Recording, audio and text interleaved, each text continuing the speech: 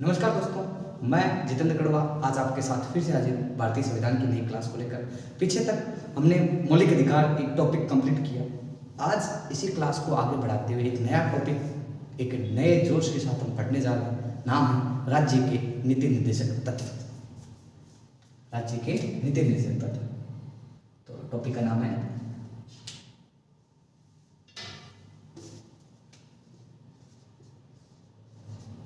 राज्य के नीति निर्देशक तत्व।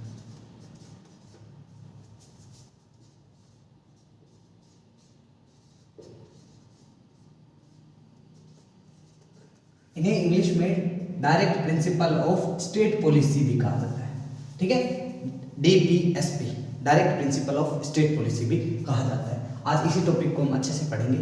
ठीक है, पहले दिमाग में आना चाहिए कि सर DPSP राज्य के नीति निर्देशक तत्व कहाँ से आए, कैसे आए, होते क्या हैं, वगैरह वगैरह।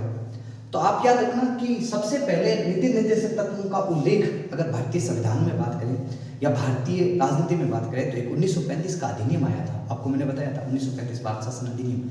इस 1935 के अधिनियम में पहली बार राज्य के नीति निर्देशक तत्वों का उल्लेख किया गया, लेकिन वहां पर इन तत्वों को निर्देशों के उपकरण के नाम से जाना जाता था।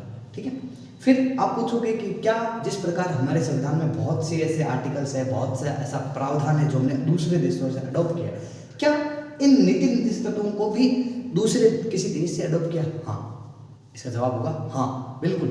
हमने इन्हें जो DPSP हमारे नीति निर्देशक तत्व है, इनको हमने आयरलैंड से लिया है। मतलब आयरलैंड में इन तत्वों का उल्लेख किया गया है, राज्य के नीति निर्देशक तत्वों को। वहां से हमने एज इट इज इसको कॉपी किया है। ठीक है, और अब आप पूछोगे कि सर हाँ ठीक है, आपने बता दिया कि 1935 में इसका पहला उल्लेख मिलता है, फिर हमने आयरलैंड से लिया। इसका मतलब क्या होता है राज्य का नीति निर्देशक तत्व? इसका मतलब होता है इन्हें सामाजिक और आर्थिक जो देश में हमारे समाज में सामाजिक कुरीतियाँ होती है या सामाजिक हमारे साथ में दुर्व्यवहार होता है, अन्याय होता है, सामाजिक और आर्थिक न्याय, सामाजिक और आर्थिक लोकतंत्र का प्रतीक कहा जाता है। मतलब देश में सामाजिक लोकतंत्र या आर्थिक लोकतंत्र इन्हीं के द्वारा स्थापित किए जा सकते हैं। ठीक है, साथ ही इन्हें किसी राज्य का, मान लो किसी भी राज्य का, यूपी ले लो, MP ले लो, राजस्थान ले लो, ठीक है, इन राज्यों के लिए किसी भी राज्य का लोक कल्याणकारी राज्य का एक प्रतीक अगर किसी को कहे तो इन्हें कह सकते हैं DPSP को। ठीक है, और कहते हैं कि भाग 4 को, यानी ये जो नीति निर्देशक तत्व है इनका उल्लेख की बात करें तो जिस प्रकार हमने पहले भाग 1 पढ़ा होगा, आपको मैंने बताया था कि भाग एक में क्या पढ़ा था कि देश क्या है, देश में क्या क्या आते हैं। मैंने बताया था कि देश एक राज्य, भारत अर्थात इंडिया एक राज्यों का संघ है। ठीक है, ये मैंने बातें की थी। तो भाग 1 में हमने वो पढ़ा था, लगभग 1 से लेके 4 तक हमने वो पढ़ा। फिर भाग 2 में हमने ये पढ़ा, भाग 2 में पढ़ा कि भारत ने नागरिकता, सिटीजनशिप, नागरिकता का उल्लेख पढ़ा। ठीक है, फिर भाग 3 की बात करें, भाग 3 में क्या पढ़ा था? भाग 3 में आपको बताया था, हमने काफी लंबी क्लासेस चली थी इस पर, तो मौलिक अधिकारों का उल्लेख था। ठीक है, फिर अब हम भाग 4 पर पढ़ने जा रहे हैं। भाग 4 में DPSP का उल्लेख मिलता है, DPSP। ठीक है, यानी हमें आज भाग 4 पढ़ना है और इसी भाग 4 को जो भी प्रशासक होते हैं, प्रशासकों के लिए आचार संहिता मतलब कोड ऑफ कंडक्ट भी कहा जाता है। ठीक है, इतनी बात हम लिख लेते हैं इनको अच्छे से।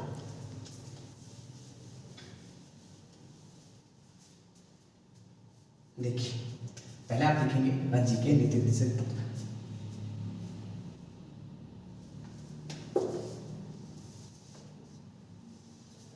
पहले लिखो उल्लेख। उल्लेख हमने अभी पढ़ा कि भारतीय संविधान का एक भाग है भाग 4। भाग 4 में इन तत्वों का उल्लेख होता है। फिर अनुच्छेद की बात करें, आर्टिकल की बात करें,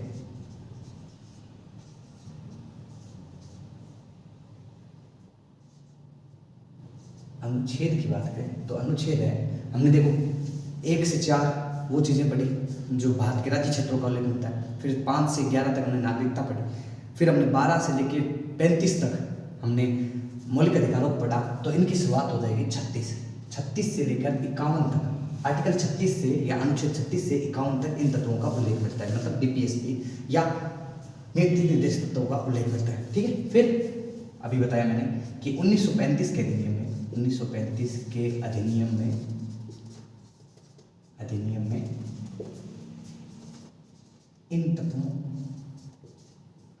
का सबसे पहले उल्लेख मिलता है, सबसे पहले उल्लेख मिलता है,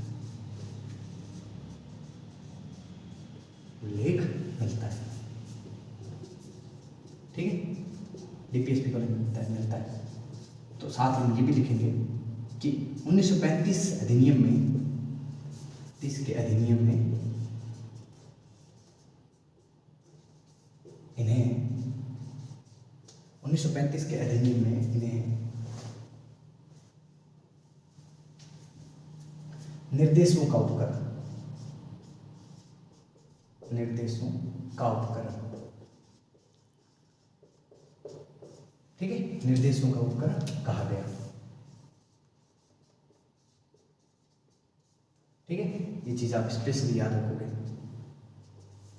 ठीक है, और क्या ये अवधारणा, मतलब डीपीएसपी, ये अवधारणा आयरलैंड से ली गई, आयरलैंड से ली गई।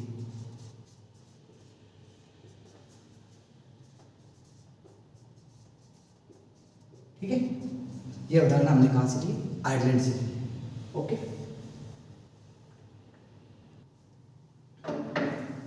ठीक है, ये अवधारणा कहां से ली गई? आयरलैंड से ली गई।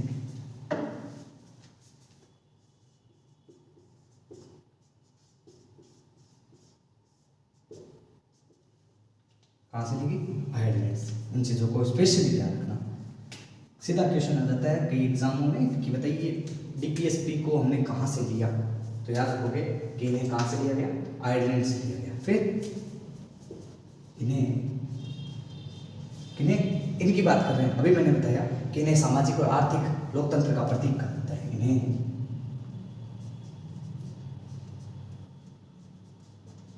सामाजिक व आर्थिक लोकतंत्र का प्रतीक कहा जाता है, प्रतीक कहा जाता है। इनकी बात कर रहा हूं, डीपीएसपी की। ठीक है, इन्हें सामाजिक और आर्थिक लोकतंत्र का प्रतीक कहा जाता है। फिर इन्हें लोक कल्याणकारी राज्य का प्रतीक कहा जाता है। इन्हें लोक कल्याणकारी, लोक कल्याणकारी राज्य का प्रतीक कहा जाता है।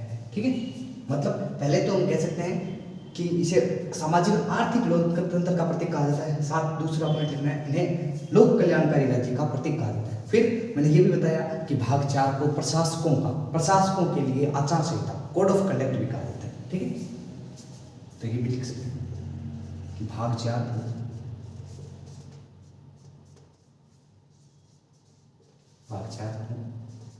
प्रशासकों की आचार संहिता,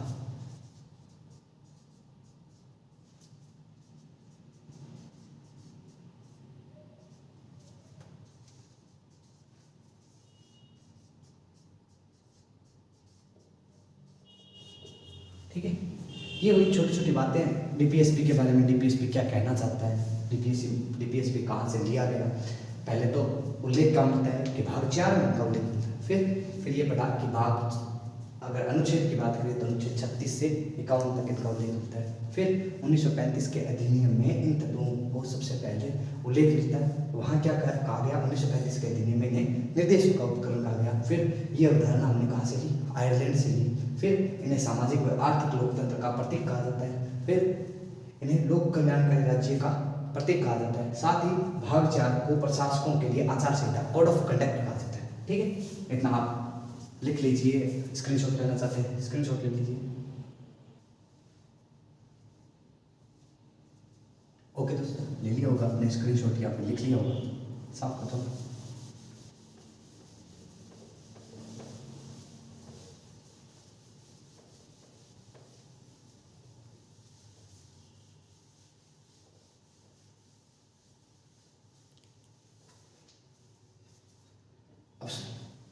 अब हम ये तो मोटा मोटी वो चीज़ें हुई जो डीपीएसपी को है क्या, डीपीएसपी कहाँ से लिए गए, डीपीएसपी में क्या चीज़ें उल्लिखित है, इसके मतलब क्या होते हैं, ये हो गए।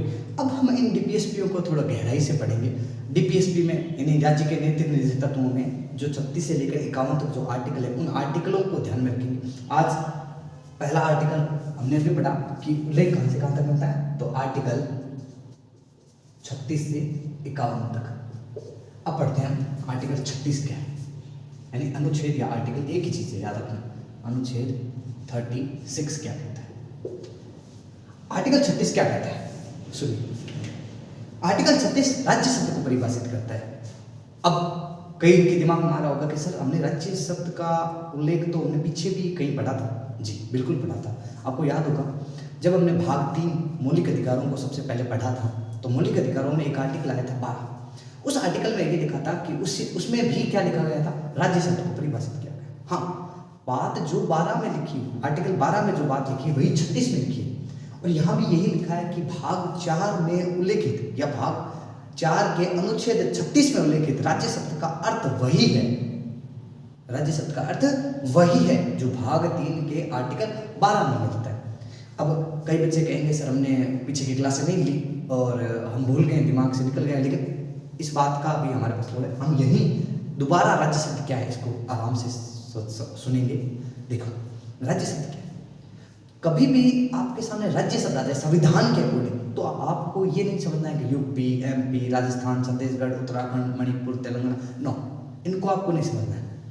जैसे ही राज्य शब्द संविधान के अकॉर्डिंग आ जाए, दिमाग में एक चीज रखना है, राज्य शब्द क्या है कि राज्य शब्द के अंतर्गत वह सभी संस्थाएं जो सरकार द्वारा स्थापित आती है, जो सरकार द्वारा वित्त पोषित करती है। इवन सरकार खुद राज्य शब्द के अंतर्गत आती है। ठीक है, सरकार में चाहे संसद है आपकी, चाहे लोकसभा, चाहे राज्यसभा है, चाहे आपकी राज्य सरकार है किसी भी राज्य, जैसे योगी जी, यूपी की बात करें योगी जी, तो वो भी एक राज्य शब्द के अंतर्गत आते हैं। राजस्थान की बात करें गहलोत जी, तो वो भी राज्य शब्द के अंतर्गत आएंगे। विधानमंडल, विधान परिषद, विधानसभाएं, अब कई विधानमंडल लिखते हैं, सिर्फ विधानमंडल लिखा होता तो दिमाग में आता कि विधानमंडल, हमारे तो राजस्थान में तो सिर्फ एक विधान परिषद, संसद काम करती है, विधान परिषद तो है ही। ठीक है, जैसे आप जानते हो कि सिर्फ 6 ही ऐसे राज्य हैं जहां पर विधान परिषद है। ठीक है, तो उन राज्यों के लिए विधानमंडल शब्द यूज ले सकते हैं, लेकिन जिन राज्यों में विधान परिषद नहीं है उन राज्यों के लिए विधानसभाएं शब्द यूज नहीं। चलो बात पर वापस आते हैं। राज्य शब्द क्या है कि राज्य शब्द के अंतर्गत वे सभी संस्थाएं जो सरकार द्वारा स्थापित होती है, सरकार द्वारा वित्त पोषित करती है। ठीक है, जैसे मान लो आप जिस घर में रहते हो, आज आपने सोचा कि यार क्यों ना एक छोटी सी दुकान खोल लें। कोई बात नहीं, आप खोले आराम से, छोटी दुकान है, आप थोड़ा सामान रखते हो। ठीक है, जैसे मोहल्ले में पता चलने लगा कि हाँ यार वहाँ एक दुकान है, अब आपकी दुकान में क्या है, भीड़ भी होने लगी, थोड़ा सामान बिकने भी लग गया। अब क्या करोगे, आपके दिमाग में ये आएगा कि यार हमने क्या है कि दुकान स्टार्ट तो की है, अब क्या है कि इस दुकान से हमें थोड़ी इनकम मिलने लगी। अब सोचोगे क्या क्यों ना एक छोटी सी दुकान बनाए जाए, परमानेंट दुकान बना ले, सामान रखें आराम से और उस दुकान को चलाएं हाथ से। अब आपने दुकान का सोच तो लिया, लेकिन ऐसे दुकान नहीं बना सकते। सीधा बात है, आप दुकान बनाओगे तो पहले रजिस्ट्री करवाओ उसकी। ठीक है, आपको लाइसेंस लेना पड़ेगा इसके लिए आप क्या करोगे, नगर पालिका या नगर निगम या कहीं भी, अगर आप गाँव से हो तो ग्राम पंचायत, वहाँ जाओगे और आप क्या करोगे, वहाँ पर नगर पालिका, नगर निगम, ग्राम पंचायत समिति जहाँ भी है वहाँ पर जाओगे और वहाँ पर अपनी दुकान के लिए ब्यौरा दोगे कि मैं अपनी एक दुकान खोलने जाऊँ। मान लो कल को आपने दुकान का नाम भी सोच लिया विनायक स्टोर। ठीक है, आपने विनायक जनरल स्टोर नाम सोचा है, गणेश जी के नाम से शुरुआत कर दी आपने। ठीक है, तो विनायक जनरल स्टोर के नाम से आपने दुकान खोली। अब आपको क्या है, उस दुकान का रजिस्ट्रेशन करवाना पड़ेगा। अब जैसे ही आप रजिस्ट्रेशन करवाते हो तो आपकी दुकान वो सरकार शब्द के अंतर्गत आ जाएगी। मतलब अब आपके लिए सरकार भी, यानी आपकी दुकान सरकार के अधीन आ चुकी है। मतलब सरकार अब आपसे पैसे ले या दे, एक ही बात है। आप देखते हो रजिस्ट्री करवाते हो तो कुछ पैसे देने पड़ते हैं, तो वो सीधे कहाँ जाता है, सरकार के अकॉर्डिंग। अब सरकार में सब आता है, नगर पालिका भी सरकार में आती है, याद रखना। ठीक है, ये तो छोटी सी दुकान का बात है। अब आपने कई बार सोचा होगा क्या सर ये प्राइवेट स्कूलें होती है, क्या ये भी राज्य शब्द के अंतर्गत आती है? बिल्कुल आती है, ये भी बिल्कुल आती है। जैसे आप जब छोटे थे, जिस स्कूल में आप पढ़ते थे, तो आपने ये सुना होगा कि 3 बच्चे पढ़ लो, 1 बच्चा फ्री होता है। और बड़े चाव से कहते हैं हमारे स्कूल में ये सिस्टम है कि 3 बच्चों का 1 फ्री आता है। ये बात आपकी सही है, फ्री पढ़ाते हैं, आपसे फीस नहीं लेते, लेकिन उनको सरकार वित्त पोषित करती है, सरकार उनको पैसे देती है बदले में, ठीक है। तो वो भी हम पर एहसान नहीं करते, वो भी क्या है कि इसी राज्य शब्द के अंतर्गत आते हैं, ठीक है। तो इसीलिए राज्य शब्द के अंतर्गत आते हैं। आपने ये भी सुना होगा कि हम जब जिस स्कूल में पढ़ते थे कहते थे हमारी स्कूल 5वीं तक मान्यता प्राप्त है, मतलब आपकी स्कूल में 5वीं तक के बच्चे पढ़ सकते हैं। फिर हम कहते थे कि हमारी स्कूल को 8वीं तक मान्यता है, फिर कहते हैं 10वीं तक, फिर कहते हैं 12वीं तक मान्यता है। ये मान्यता शब्द क्या है? ये मान्यता ये दिखाता है कि आपकी स्कूल राज्य शब्द के अंतर्गत आ रही है, आप राज्य के अकॉर्डिंग ये कर सकते हो, ठीक है। तो इवन हर संस्था जो सरकार द्वारा स्थापित होती है, हर जो आपके दिमाग में आ जाए, हर चाहे आपकी छोटी छोटी दुकान है, चाहे प्राइवेट स्कूल है, चाहे गवर्नमेंट स्कूल है, चाहे नगर निगम है, चाहे पंचायत समिति, सब कुछ हर चीज राज्य शब्द के अंतर्गत आता है। वही आर्टिकल 36 में लिखा है, ठीक समझ आए? आर्टिकल 36 क्या है? आर्टिकल 36 वही अर्थ है जो आर्टिकल 12 में भाग 3 के आर्टिकल 12 में मिलता है, ठीक है। इस चीज को याद रखते हैं। इसके तहत राज्य शब्द को परिभाषित किया गया।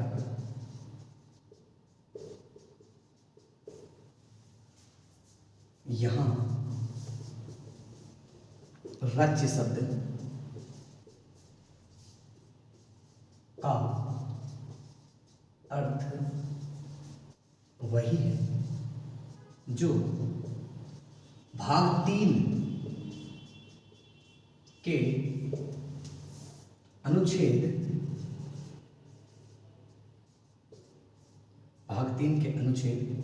12 में मिलता है, ठीक है। समझ गए होंगे आप? अब जब भी राज्य शब्द लिखा जाए संविधान के अकॉर्डिंग तो दिमाग में सीधा आ जाना है कि सर ने हमें कुछ बताया था। यही आर्टिकल 36 है, ठीक है। अब पढ़ते हैं आर्टिकल 37 क्या कहता है। आर्टिकल 37 ये कहता है कि जो हमारे डीपीएसपी है, राज्य के नीति निर्देशक तत्व है, ये वाद योग्य नहीं है। मतलब जैसे हमने मौलिक अधिकारों में पढ़ा था कि अगर आपके मौलिक अधिकारों का उल्लंघन होता है तो आप सीधे कहाँ जाते हो? तो आप सीधे हाई कोर्ट या सुप्रीम कोर्ट चले जाते हो, ठीक, सुप्रीम कोर्ट या हाई कोर्ट चले जाते हो। लेकिन इनके लिए आर्टिकल 37 जो हम पढ़ने जा रहे हैं, अनुच्छेद 37 या आर्टिकल 37 कुछ भी बोल सकते हैं, अनुच्छेद 37, आर्टिकल 37 कहता है कि ये हमारे जो राज्य के नीति निर्देशक तत्व है ये वाद योग्य नहीं है, ठीक है। लेकिन राज्य जब भी कोई नीतियां बनाएगा, मतलब राज्य कोई भी नीति लेकर आता है, कोई कुछ भी नीति किसानों के लेकर आता है, बच्चों के लिए लेकर आता है, शिक्षा के जगत में लेकर आता है, तो उन नीतियों को बनाते समय इन तत्वों को बिल्कुल ध्यान में रखेगा। आप देखो कि अगर ये डीपीएसपी पूर्णतः देश में लागू हो जाए ना, तो देश में एक राम राज्य आ जाए, इतने शानदार है। आप जब इनको पूरा पढ़ोगे ना या पढ़ते हो ना, तो आपको ये लगता है कि यार ये मौलिक अधिकारों को हमने प्राथमिकता दी है, क्यों ना इन डीपीएसपी को मौलिक अधिकारों के तरह ही अगर लागू कर दिया जाए तो देश में राम राज्य आ जाए। रियल सच में अगर आप हमारी क्लास से पूरी देखोगे या फिर आप खुद पढ़ोगे तो आपको खुद को लगेगा कि हाँ रियल में देश में इन डीपीएसपी यानी राज्य के नीति निर्देशक तत्वों को पूर्णतः देश में सरकार लागू करनी चाहिए, क्योंकि इसमें ऐसी ऐसी बातें लिखी है जो हम सोचते हैं हमारी सोच से ऊपर है, ठीक है। तो पढ़ते हैं आर्टिकल 37 क्या कहते हैं। इसके तहत डीपीएसपी, समझ गए, direct principle of state policy, यह राज्य के नीति निर्देशक तत्व। इसके तहत डीपीएसपी वाद योग्य नहीं है, वाद योग्य नहीं है, परंतु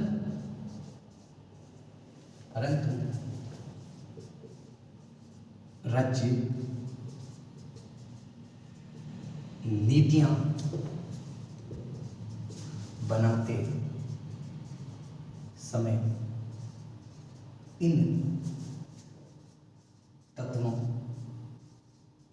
को अवश्य ध्यान में रखेगा।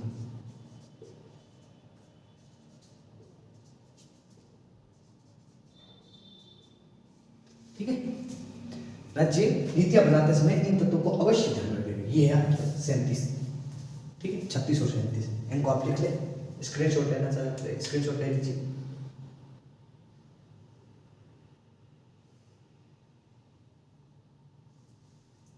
ले लिया होगा आपने स्क्रीनशॉट।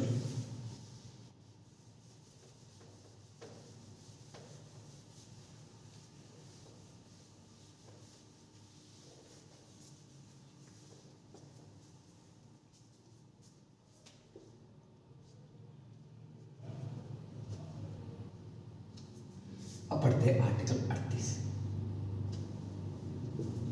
36 में हमने राज्य शब्द को परिभाषित देखा कि राज्य शब्द क्या है। 37 में फिर हमने ये देखा कि किस प्रकार डीपीएसपी को, ठीक है।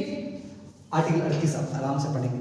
आर्टिकल 38 क्या कहता है, यानी आर्टिकल 38 कहता है कि राज्य इस प्रकार की व्यवस्था करेगा, राज्य इस प्रकार की व्यवस्था करेगा जिससे सामाजिक, आर्थिक और राजनीतिक न्याय की प्राप्ति हो सके। राज्य इस प्रकार की व्यवस्था करेगा, राज्य इस प्रकार की व्यवस्था करेगा जिससे सामाजिक, आर्थिक और राजनीतिक न्याय की प्राप्ति हो। कहीं सुना नहीं लग रहा कि हमने कहीं और भी पढ़ा था, सुना था इन चीजों को? बिल्कुल। हमने जब प्रस्तावना पढ़ी, प्रस्तावना में एक लाइन पढ़ी थी कि राज्य सामाजिक, आर्थिक और राजनीतिक न्याय के वहां पर हम 3 प्रकार के न्यायों का उल्लेख पढ़ा था। तो आर्टिकल 38 में भी उन्हीं प्रस्तावना के जो उल्लेखित 3 न्याय थे, सामाजिक, आर्थिक और राजनीतिक न्याय, उन्हीं को 38 में भी लिखा गया है। आप इवन ये देखिए कि पूरे भारतीय संविधान के किसी भी आर्टिकल में ये सामाजिक, आर्थिक और राजनीतिक न्याय का उल्लेख नहीं मिलता। देखो कितने शानदार आर्टिकल है, कितनी शानदार बातें लिखी इसमें। लगता आपको भी लगा होगा कि हाँ यार ये चीजें बहुत अच्छी चीजें हैं, ठीक। तो आर्टिकल 38 क्या कहता है? आर्टिकल 38 क्या कहता है कि राज्य इस प्रकार की व्यवस्था करवाएगा, राज्य इस प्रकार की व्यवस्था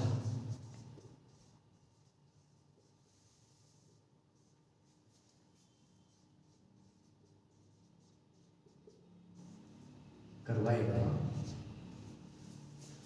जिससे सामाजिक,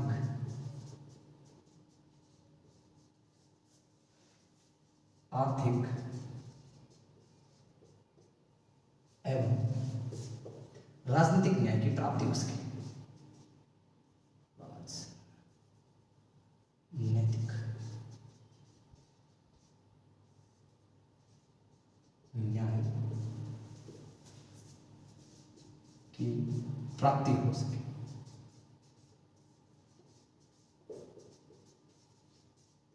ठीक है, राज्य इस प्रकार की व्यवस्था करवाएगा जिससे सामाजिक, आर्थिक और राजनीतिक न्याय की प्राप्ति हो सके। ये कौन सा आर्टिकल कहता है? आर्टिकल 38। इसमें नोट लगा के ये भी लिख सकते हैं।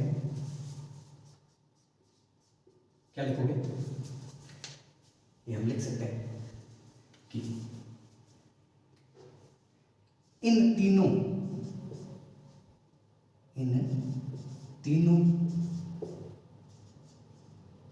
प्रकार के न्यायों का उल्लेख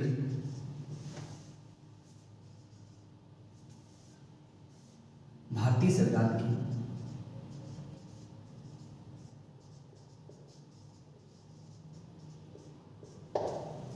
संविधान की प्रस्तावना में भी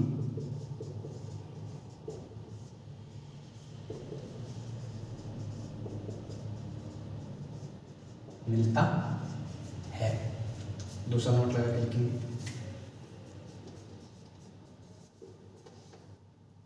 भारतीय संविधान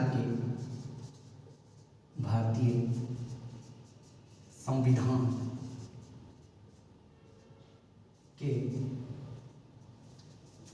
अनुच्छेद 38 को छोड़कर अन्य किसी भी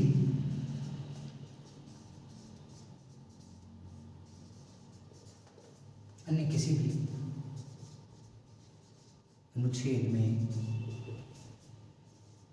इन न्यायों का उल्लेख नहीं मिलता है। ठीक है, लिख ले आराम से इन चीजों को। स्क्रीनशॉट लेना चाहते हैं स्क्रीनशॉट ले लीजिए।